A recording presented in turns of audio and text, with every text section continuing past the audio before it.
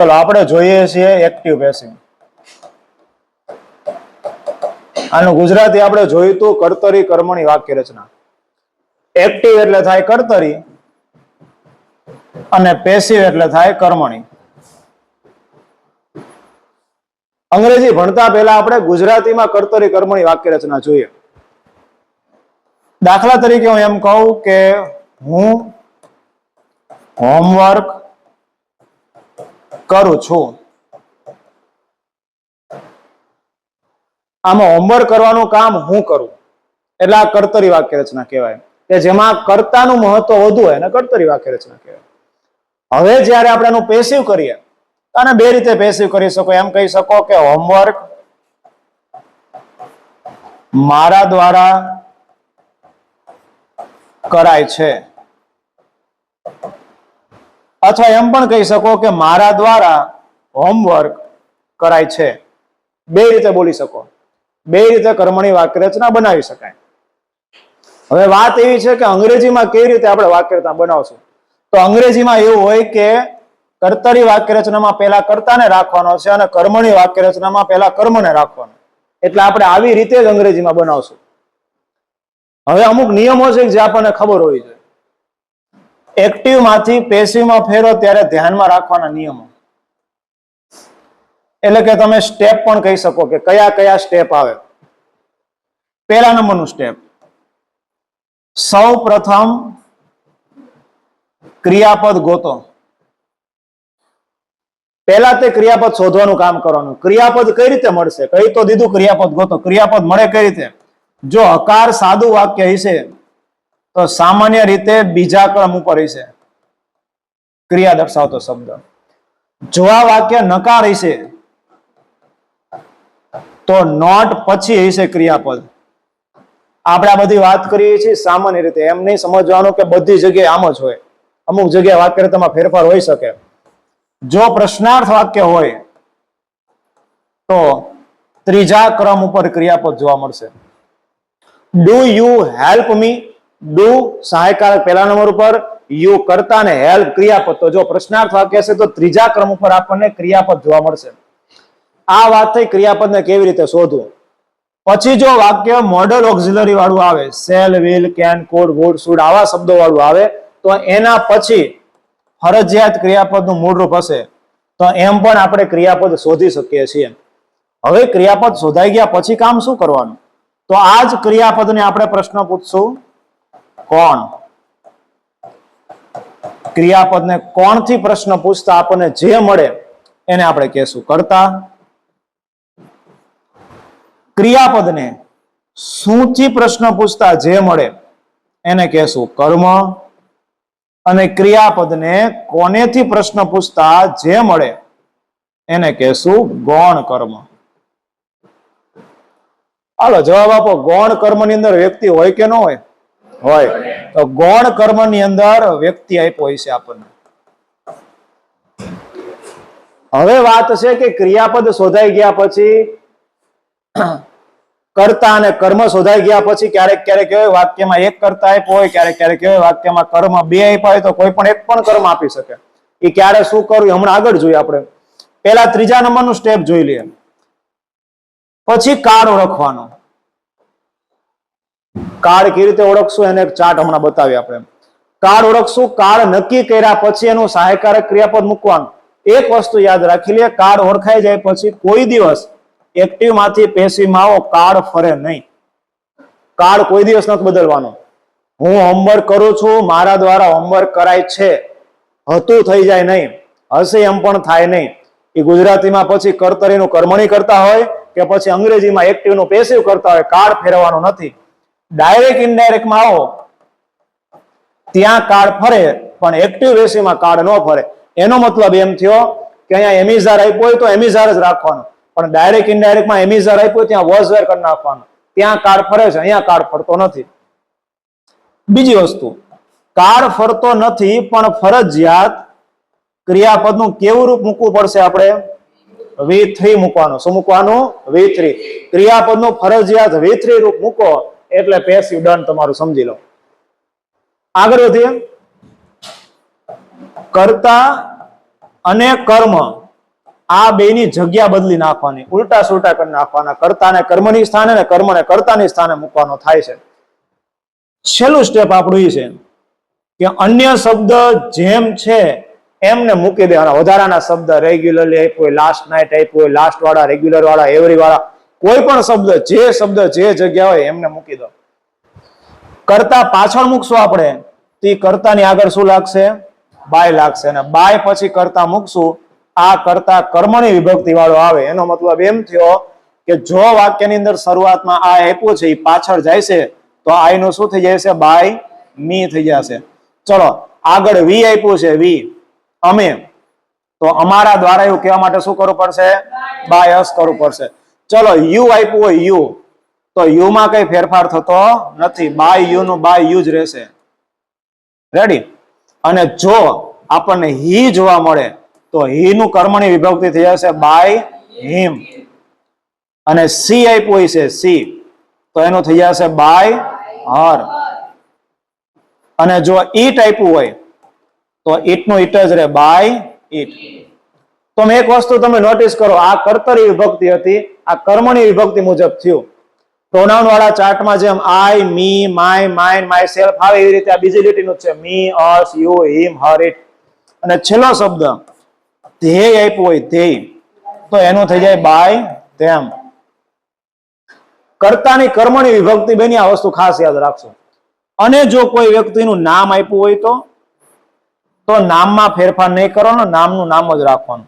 કદાચ કોઈ છોકરાનું નામ આપ્યું હોય તો બાય હિમ નહીં કરવાનું, છોકરાનું નામ આપ્યું હોય તો બાય નામ કરીને એમને નામ મૂકી દેવાનું. કોઈ વ્યક્તિનું નામ છગન હોય તો બાય છગન એમને મૂકવાનું. કોઈ નામમાં ફેરફાર થતો નથી, કર્મની વિભક્તિ એવી રીતે કરવાની થાય છે. આપણે રેડી? આ જોયા સ્ટેપ. હવે જોઈએ કે આપણે કયો કાળ છે, કઈ રીતે ખબર પડશે આપણને? તો આવી રીતે ખબર પડે આપણને. જો વાક્ય રચનામાં તમને ક્રિયાપદનું મૂળરૂપ દેખાય તો સમજી શકો કે કાંઈ સાદો વર્તમાન કાળ હોય, સાદો ભવિષ્યકાળ હોઈ શકે. સાદો ભવિષ્યકાળ હોય તો આગળ સેલવેલ જેવા શબ્દ તમને જોવા મળશે મોડલ ઓક્ઝિલરી સ્વરૂપે. અને બીજા કોઈ પણ મોડલ ઓક્ઝિલરી હોય તો એની સાથે ક્રિયાપદનું મૂળરૂપ આવે. એટલે V1 આવે તો આવા ત્રણ ફેરફાર થઈ શકે. ત્રણ કાળના ફેરફાર મુજબ આપણે પેસિવ બનાવશું. V2 હોય છે તો ભૂતકાળ જે છે પાકું છે, ભૂતકાળ હોય તો જ V2 આવે, ક્રિયાપદનું બીજું રૂપ. V3 હોય તો એ કાળ પૂર્ણ દર્શાવે છે. કયા કયા પૂર્ણ? ત્રણે પૂર્ણ. પૂર્ણ વર્તમાન કાળ કહી શકો, પૂર્ણ ભૂતકાળ કહી શકો અને પૂર્ણ ભવિષ્યકાળ કહી શકો. હવે વાત એ છે, જો એક્ટિવ ની અંદર જ V3 આપ્યું હોય તો પેસિવ ની અંદર V3 નું V3 જ થાય, એમાં કોઈ ફેરફાર નથી કરવાનો. ખબર કેમ પડે કે આ પૂર્ણ કાળ છે, પેસિવ નથી?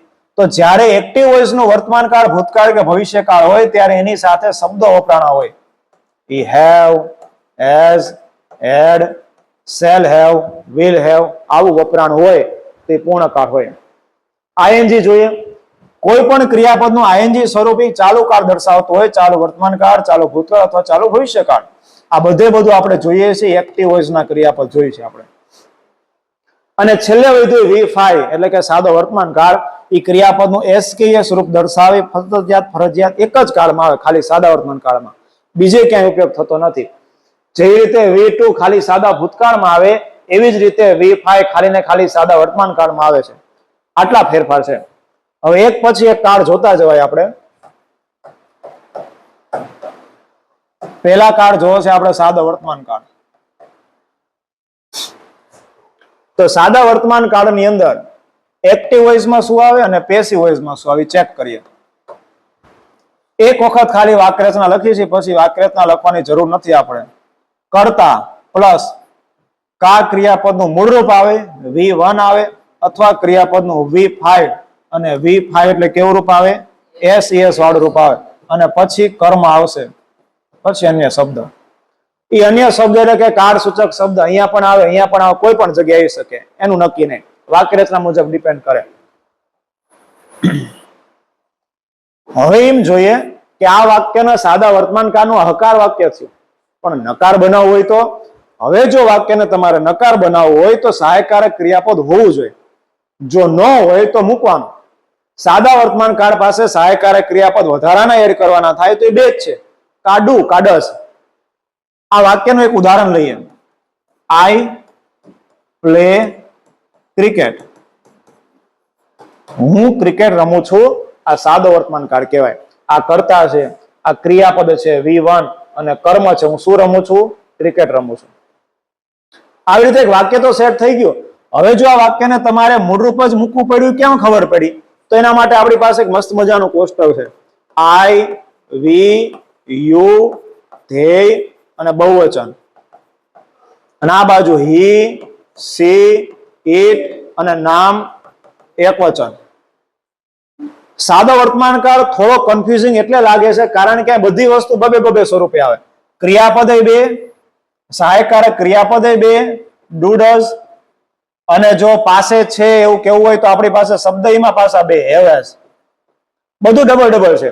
તો ક્યારે હેવ વાપરવું, ક્યારે હેઝ વાપરવું, ક્યારે ડુ, ક્યારે ડઝ ને ક્યારે V1 ક્યારે V5, આ નક્કી કરવા માટે આપણી પાસે મસ્ત મજાનું કોષ્ટક છે. કોષ્ટક આવડવા છે. જો આઈ, વી, યુ, ધે નામ બહુવચન આપ્યું હોય તો ડુ મૂકવું. જો હી, સીટ નામ એકવચન આપ્યું હોય તો ડઝ મૂકવું. નિયમ કઈક એવો છે કે ત્રીજો પુરુષ એકવચન સાથે ક્રિયાપદને એસ કેસ રૂપ લાગે તો આ જ થયું એસ કેસ વાળું રૂપ. આ મૂળ રૂપ, આ એસ કેસ વાળું રૂપ. આ છે V1 તો અહીંયા લાગે V5, અહીંયા લાગે હેવ તો અહીંયા લાગશે હેઝ. ત્રણ અલગ અલગ કોષ્ટક આપણે એકમાં મૂકી દીધા. હી સીટ એકવચન સાથે હેઝ લાગે, હી સીટ એકવચન સાથે V5 લાગે, ને હી સીટ એકવચન સાથે નકાર કે પ્રશ્નાર્થ બનાવવો હોય તો ડુ ડઝ માંથી ડઝ લાગે. આ ત્રણેય કોષ્ટક એકમાં મૂકી દીધા. એટલા માટે આપણે આઈ સાથે ક્રિયાપદનું મૂળરૂપ અહીંયા મૂક્યું હતું. હવે આનું નકાર બનાવવું હોય તો નકાર બનાવવા માટે સહાયકારક ક્રિયાપદની જરૂર પડે અને ન હોય તો મૂકવાનો. આઈ સાથે સહાયકારક ક્રિયાપદ કયું મૂકશું? ડુ. તો નકાર કઈ રીતે બને? I do not play cricket. હું ક્રિકેટ રમતો નથી. હવે પ્રશ્ન પૂછ્યો કે શું ક્રિકેટ રમું છું? તો કઈ નથી કરવાનું, સહાયકારક ક્રિયાપદ આગળ મૂકી દેવાનું. બાકી બધી વાક્ય રચના હકારની જેમ જ તે, એટલે પેલા મૂકી દેશો ડુ, બાકી બધું જોઈ જોઈને. I play cricket, do I play cricket, question mark. શું ક્રિકેટ રમું છું? એક વસ્તુ યાદ રાખશું, ડુ ડઝ જ્યારે પણ મૂકશું એની સાથે ક્રિયાપદનું ફરજિયાત આપણે મૂળરૂપ રાખશું. હવે આગળ વધીએ આપણે. પેશી વાક્ય રચનામાં જતી વખતે ખાલી એક જ વસ્તુ યાદ રાખવાની કે કર્તાની જગ્યાએ કર્મ અને કર્મની જગ્યાએ કર્તા આવે. તો અહીંયા શરૂઆતમાં કર્તા હતો તો આપણે પહેલા શરૂઆતમાં શું રાખવાનું? કર્મ રાખશું. હવે ક્રિયાપદ છે V1 અથવા V5, ફરજિયાત પેશિવ કરતી વખતે V3 નું સ્વરૂપ કરવું પડે. અહીંયા મૂકી દીધું મેં V3. કર્મ છે, કર્મની જગ્યાએ કર્તા મૂકવાનો, પણ કર્તા કેવો મૂકવાનો? બાય કરીને કર્તા મૂકવાનો, બાય કરતા આવ્યું. હવે જો V3 મૂકો તો કાળ ફરી જાય, પણ કાળ ન ફરે એટલા માટે જે કાળ હોય ને એનું સહાયકારક ક્રિયાપદ મૂકશું. અને આપણે આ વર્તમાન કાળ છે એટલા માટે સહાયકારક ક્રિયાપદ ટુ બી નું રૂપ એમિઝાર મૂકશું. હવે વાક્યરચના સેટ થઈ ગઈ. શરૂઆતમાં કર્તા છે એટલે એક્ટિવ વોઇસ, શરૂઆતમાં કર્મ છે એટલે પેસિવ વોઇસ, V1 કે V5 છે સાદો વર્તમાન કાળ દર્શાવે, એમિઝાર સાદો વર્તમાન કાળ દર્શાવે, V3 પેસિવ વોઇસ દર્શાવે. બાય કરીને કરતા આવે છે. આ બાય કરીને કરતા આપણે આખા ગામની છેલ્લે વાક્યમાં છેલ્લે મૂકી દેવાનો થાય. હવે જેમ આમાં નકાર બનાવવું હતું તો વધારાનું નોટ મૂકીને આપણે સહાયકારક એડ કર્યું હતું, આમાં એડ કરવાની જરૂર નથી. આમાં સહાયકારક ક્રિયાપદ છે, આ ક્રિયાપદ તો નોટ અહીંયા વચ્ચે ઘૂસી જાય છે. આ નોટ વાળું વાક્ય બની ગયું. અને જો પ્રશ્નાર્થ બનાવવાનું થાય તો આખી વાક્ય રચના એમને આને ઉલટ સુલટ કરી નાખો, સહાયકારક પહેલા મૂકી દો તો પ્રશ્નાર્થ વાક્ય રચના બની જાય. હવે એને એક સ્ટેપ મુજબ આપણે આગળ વાક્ય બનાવીએ. સાદા વર્તમાન કાળમાં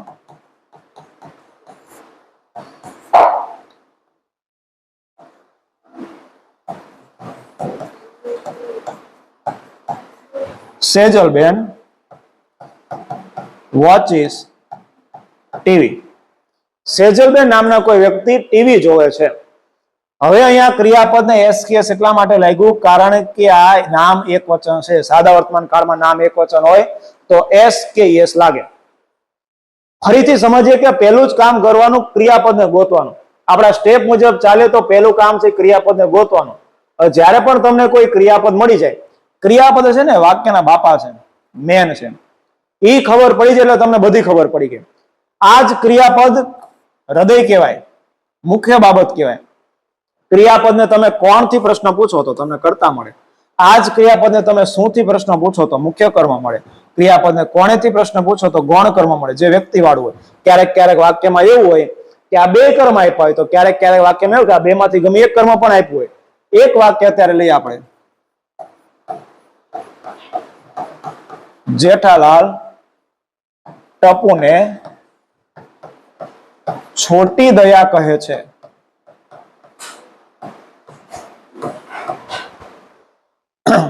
ક્રિયાપદ એને કહેવાય કે જેની પાછળ તમે ગુજરાતીમાં વો વી વુ વા આવા પ્રત્યય લગાડી શકો એને ક્રિયાપદ કહેવાય. પહેલા તો ગુજરાતીમાં ખબર પડતી હોય છે કે ક્રિયાપદ શું કહેવાય. જોઈએ આમાં ક્રિયા થાય છે કહેવાની, તો કહેવું આ ક્રિયાપદ કહેવાય. આ મુખ્ય બાબત છે. જો વાક્યમાં ક્રિયાપદ ન હોય તો વાક્યનો અર્થ જ ન બંધ બેસે. જેઠાલાલ ટપુને છોટી દયા, ખબર ન પડી શું કહેવા માંગે, એટલા માટે ક્રિયાપદ રાખ્યું કહે. હવે છે શબ્દ કાળને સ્પષ્ટ કરે છે. ત્યાં હતું કરી નાખો, જેઠાલાલ ટપુને છોટી દયા કહેતા હતા કરી નાખો તો થઈ જાય ભૂતકાળ. એટલા માટે કાળને સ્પષ્ટ કરવા માટે આ જે છે આવ્યું છે એ હકીકતમાં સહાયકારક ક્રિયાપદ છે, જે મદદ કરે છે ક્રિયાપદને. હવે આ જ ક્રિયાપદને આપણે પ્રશ્ન પૂછશું કોણથી. કહે છે, કોણ કહે છે? તો મળ્યું આપણને કોણ? જેઠાલાલ.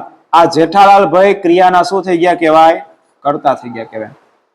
હવે આપણે પ્રશ્ન પૂછીએ શું શું કહે છે? તો આપણને જવાબ મળ્યો છોટી દયા કહે છે. આ છોટી દયા આપણને શું મળ્યું? કર્મ.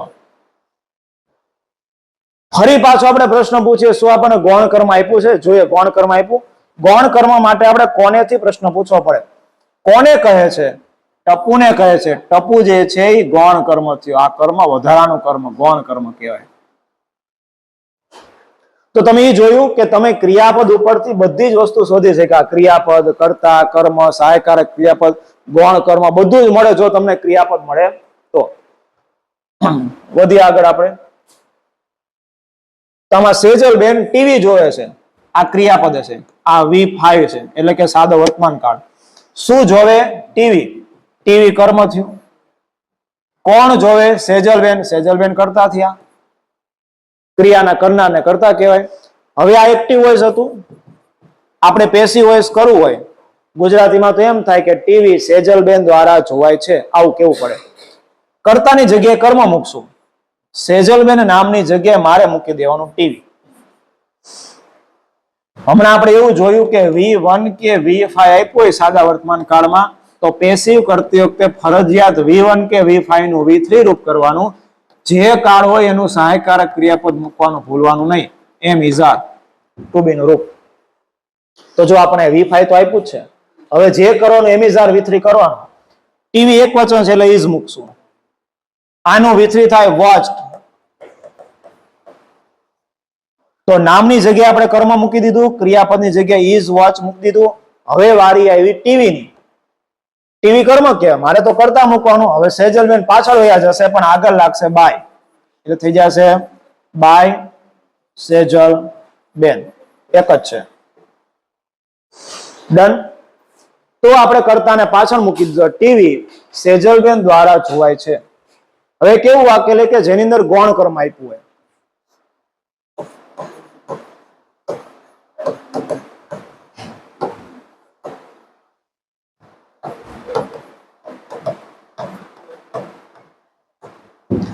You give me this pen.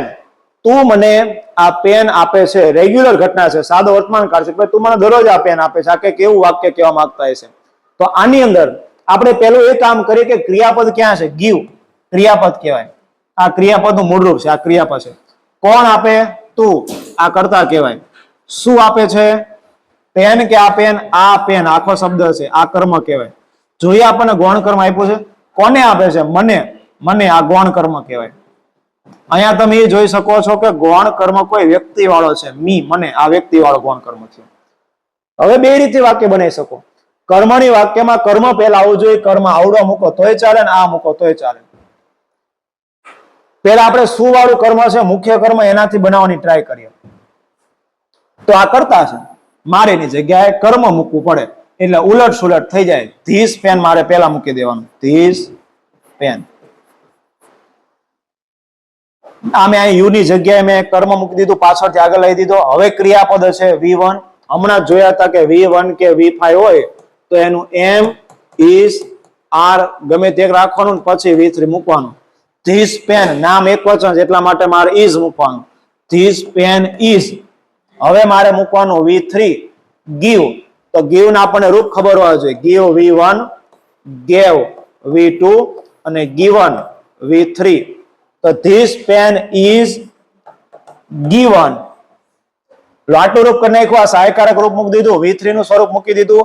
આ થઈ ગયું અહીંયા પૂરું. આ give નો વહીવટ પૂરો. હવે વાત આવી ગૌણ કર્મને મૂકવાની. એક કર્મ તો પહેલા મૂકી દીધું છે, હવે ગૌણ કર્મ જ્યાં રાખ્યું ને એને મૂકી દેવાનું. કોઈ ફેરફાર કરવાનો નથી, કોઈ ખોટી વાક્યતા યાદ નહીં રાખવાની. એક નિયમ એ યાદ રાખો, ગૌણ કર્મ તમે જ્યારે મૂકતા હોય વાક્યમાં એમને એમ, તો એની આગળ એક ટુ મૂકવાનું ભૂલવાનું નહીં. તો ટુ મી, કારણ કે ગૌણ કર્મ છે એના દર્શાવવા માટે આગળ ટુ મૂકવું પડે. હવે છેલ્લે કર્મ આવ્યું, મારે કર્મની જગ્યાએ કર્તા મૂકવાનું છે. કર્તા પાછળ જતા યુ નો થઈ જાય બાય યુ, એટલે કે આ જે હતું એ પાછળ વયો ગયો. કર્મ આગળ આવતું રહ્યું, કર્તા પાછળ વયો ગયો. આટલો ફરક પડ્યો. હવે આ જ વાક્યને આપણે કદાચ મી ને આગળ રાખીને બનાવવું હોય તોય વાક્ય ઈઝી છે, એમાં કઈ જાજો ફેરફાર આવતો નથી. આ જ વાક્યને આપણે મી ને પહેલા રાખીએ, આને આપણે કાઢી નાખીએ.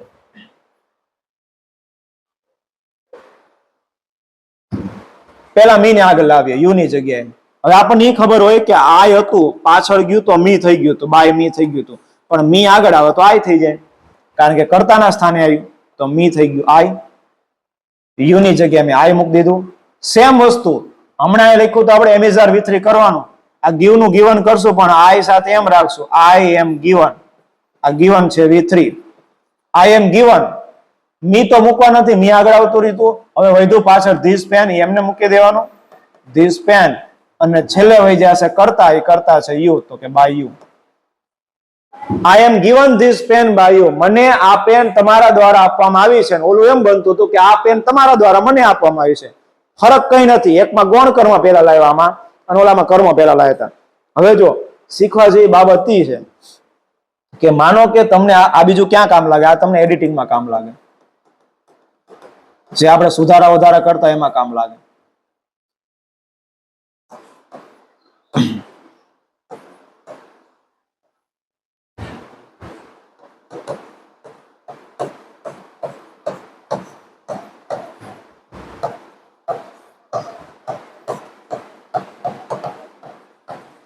વાક્ય ધ્યાનથી વાંચો, 3 ઓપ્શન મૂકું.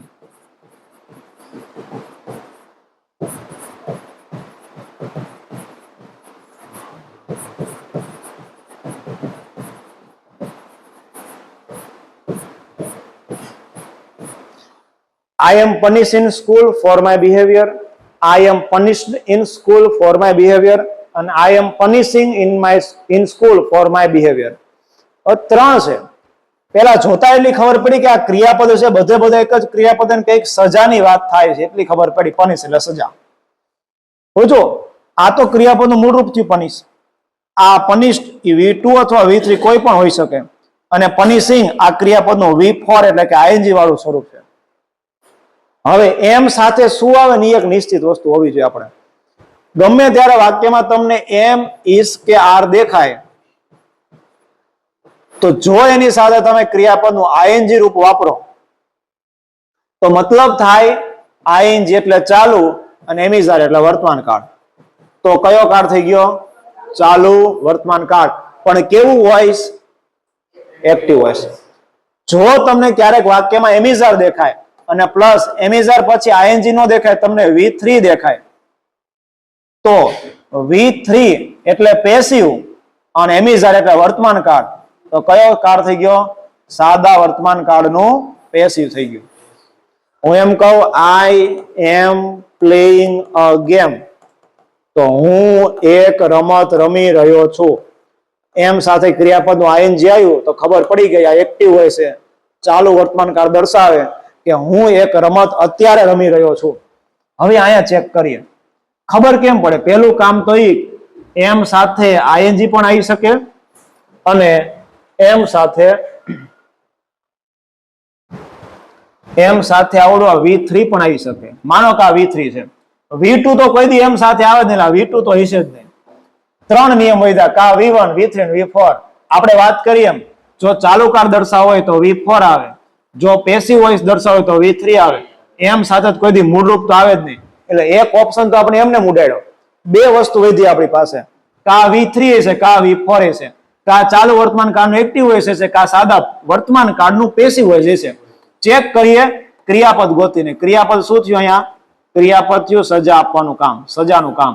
હવે જુઓ, સજાનું કામ કોણ કરે? જો તમને અહીંયા એમ લાગે કે આ કરતા હું છે, તો એક્ટિવ હોય છે.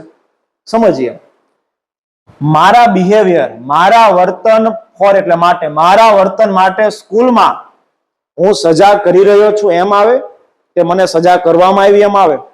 મને સજા કરવામાં આવી. કારણ કે મારું વર્તન સ્કૂલની અંદર, મારું વર્તન સારું હોય તો સ્કૂલમાં બીજાને થોડો સજા કરું. એટલે અહીંયા એમ વાત કહેવામાં આવે છે કે મારા વર્તન માટે સ્કૂલમાં મને સજા કરવામાં આવે છે. મતલબ અહીં વર્તન સારું નથી કરતાનું, કરતા આમાં આપ્યો નથી. કોણ સજા કરશે એ આપ્યું નથી, પણ કોની સજા થાય છે આપ્યું છે. મને મારી સજા થાય છે. અહીંયા પાછળ કદાચ આપ્યું હોય તો તમને ઈઝી લાગે, અહીં કદાચ પાછળ આપી દીધું હોત બાય ધ પ્રિન્સિપલ, તો બધાને ખબર પડી જાત કે આ વાક્ય જે છે ને એ પેસિવ વોઇસ નું વાક્ય છે, કે પ્રિન્સિપલ દ્વારા સજા કરવામાં આવે છે. કોની સજા થાય? મારી, હું પોતાની સજા થાય.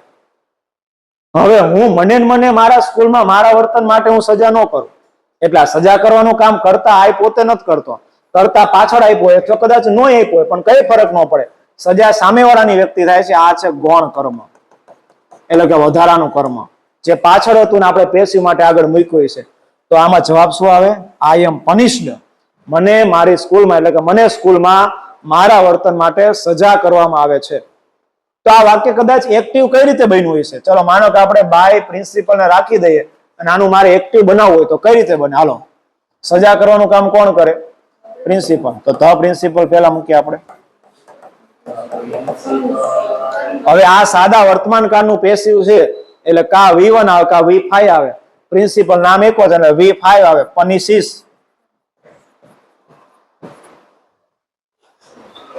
કોની સજા થાય? હવે કર્મ મૂકશો ને, કરતા ક્રિયાપદ ને કર્મ, મારી સજા થાય છે. આ પાછળ આવતો શું થઈ જાય? અને પછી વધારાના બધા શબ્દ. In school, in the school એવું કેવું પડે, નિશ્ચિત છે ને એટલા માટે, પણ સમજી જાઓ. In the school for my behaviour.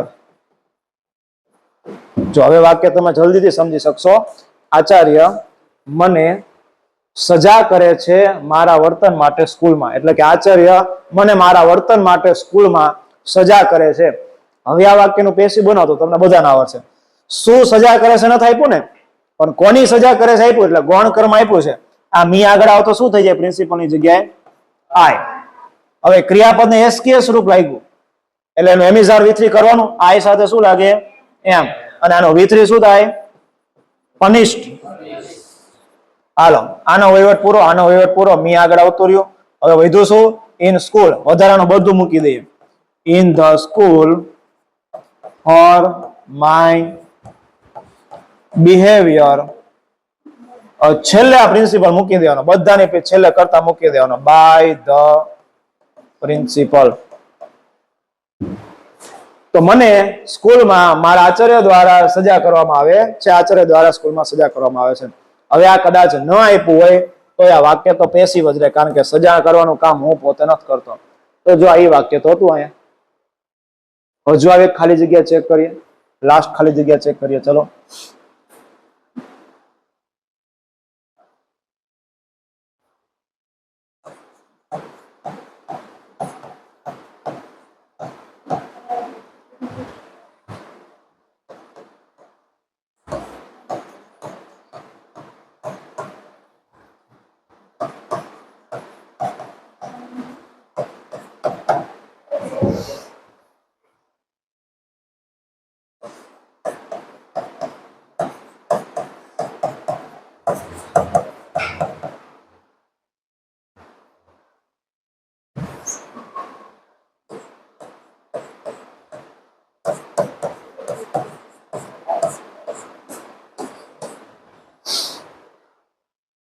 હવે આ વાક્ય સમજીએ કે આ વાક્ય એમને એમ ન સમજવાનું. આ વાક્ય તમારે યુનિટ 2 નું સમજવાનું, હ્યુમન રોબોટ વાળું સમજવાનું. ત્યાં સેલ્સમેન એમ કે છે, હવે જો એમિઝાર આવીને તો આઈએનજી આવવું જોઈએ, કા આઈએનજી આવવું જોઈએ, કા V3 આવવું જોઈએ. મૂળ રૂપે એનું આવે ને એસ કેસ વાળું રૂપે એનું આવે. એમને મૂડી ગયો. એક માત્ર વધ્યું. શું વધ્યું? આને V2 કહો કે V3 કહો. આઈ એમ ટોલ્ડ અથવા સેલ્સમેન ઇઝ ટોલ્ડ. આ યુનિટ 2 ની અંદર સેલ્સમેન એમ બોલતો હતો, I am told by super robot plaza. મને સુપર રોબોટ પ્લાઝા દ્વારા કહેવામાં આવ્યું અને આપણે આ વાક્ય અલગ બનાવ્યું કે salesman is told about the robot. તો અહીં તમને અમથા જોતી વખતે એવું લાગે કે સેલ્સમેન રોબોટ વિશે કહે છે. ખોટી વસ્તુ. આ વાક્ય આવું સાચું નથી બનતું. સમજો કઈ રીતે. કહેવાનું કામ જો સેલ્સમેન પોતે કરતો હોત ને તો આ વોઇસ એક્ટિવ વોઇસ હોત, અને એક્ટિવ વોઇસ હોત ને તો એમિઝાર સાથે ક્રિયાપદનું કેવું રૂપ આવવું જોઈએ? આઈએનજી આવવું જોઈએ. કા એમિઝાર એકલું આવે, કા એમિઝાર ક્રિયાપદના આઈએનજી ને લઈને આવે, એમને કોઈ દિવસ ન આવે. હવે ક્રિયાપદના આઈએનજી વાળું રૂપ આવતું હોત તો એક્ટિવ વોઇસ થઈ જાત. તો જો તમે ટેલિંગ મૂકી દો, ટેલિંગ આઈએનજી, તો ગુજરાત એવું થાય કે સેલ્સમેન રોબોટ વિશે કહી રહ્યો છે ચાલુ વર્તમાન કાળ. પણ જો તમારે પેસિવ વોઇસ સમજી ગયો, આ V3 બની ગયું છે, આઈએનજી ઓપ્શનમાં જ ન થાય, તો ગુજરાત એવું લેવાનું કે રોબોટ વિશે સેલ્સમેન ને કહેવામાં આવે છે. કોના દ્વારા આપ્યું નથી, સમજી લો, કંઈક બીજા વ્યક્તિને આપ્યું છે. By the manager. મેનેજર દ્વારા રોબોટ વિશે સેલ્સમેન ને કહેવામાં આવે છે. તો આવી રીતે આપણે વાક્ય બનાવ્યા. એક વાક્ય જાતે બનાવવાનું તમારે. ચલો અત્યારે ચેક કરીએ આપણે. We do not watch TV. સાવ સિમ્પલ વાક્ય. આ વાક્ય કેવી રીતે બનાવશો આપણે? નકાર વાક્ય છે, ખબર પડી ગઈ. ડુ ડઝ સહાયકારક ક્રિયાપદ તરીકે, ક્રિયાપદનું મૂળ રૂપ આ છે. કોણ જોવાનું કામ કરશે? અમે. શું જોઈશું? અમે ટીવી જોઈશું. તો પહેલા ટીવી મૂકી દે, તો પહેલા મૂકશો ટીવી. ઓલામાં સહાયકારક નતું એટલે ડુ ડઝ લાવ્યા હતા, પણ હવે પેસિવ વોઇસમાં આપણી પાસે સહાયકારક છે એમિઝાર, એટલા માટે મૂકશું ટીવી ઇઝ, પછી નોટ નું નોટ, ક્રિયાપદનું ફરજિયાત V3 થાય વોચ, અને છેલ્લે બાય કરીને કરતા હશે, આ પાછળ જાય તો શું થઈ જાય? By us. રેડી. તો આવી રીતે વાક્ય બને, એક્ટિવ ના પેસિવ. ભૂતકાળની અંદર V2 હોય તો એનું વોઝ V3 કરવાનું. જે રીતે આપણે V1 અથવા V5 નું એમિઝાર V3 કરીએ એવી રીતે ભૂતકાળમાં વોઝ V3 કરવાનું. અહીંયા આપણે સાદો વર્તમાન કાળ અને સાદો ભૂતકાળ આવી રીતે પૂરો કર્યો.